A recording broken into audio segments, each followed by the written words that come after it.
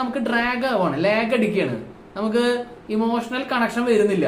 നമ്മളൊരു ഇൻട്രസ്റ്റ് ആയിട്ട് ത്രില്ലായിട്ട് വരുമ്പോഴേക്കും അവരപ്പോ ഇമോഷണൽ കണക്ഷനും സ്ലോ മോഡിലേക്ക് പോകും.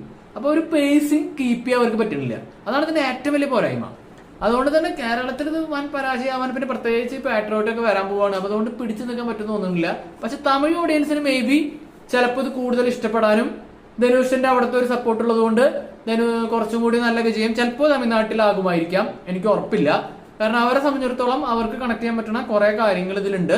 അത് അത്യാവശ്യം പറഞ്ഞില്ലേ, മേക്കിംഗ് ക്വാളിറ്റി ഉണ്ട്, ധനുഷിന്റെ പെർഫോമൻസും ഒക്കെയാണ്, മ്യൂസിക് വലിയ അലമ്പില്ല, അത്യാവശ്യം നീറ്റായിട്ട് ജി പ്രകാശ് കുമാർ ചെയ്തിട്ടുണ്ട്. അതുകൊണ്ട് തന്നെ തമിഴ്നാട്ടിൽ ചിലപ്പോൾ ഹിറ്റ് ആകുമായിരിക്കാം. പക്ഷെ പേഴ്സണലി എനിക്കിത് ഒരു ഫുൾ ആവാത്ത ഒരു പ്രൊഡക്റ്റ്, അല്ലെങ്കിൽ ഫുള്ളി അവര് വർക്ക് ചെയ്യാത്ത ഒരു പോലത്തെ ഒരു പ്രൊഡക്റ്റ് പോലെ തോന്നിയത്. ഒരു ആവറേജ് മാക്സിമം. അതാണ് ഞാൻ ആദ്യമേ പറഞ്ഞത്.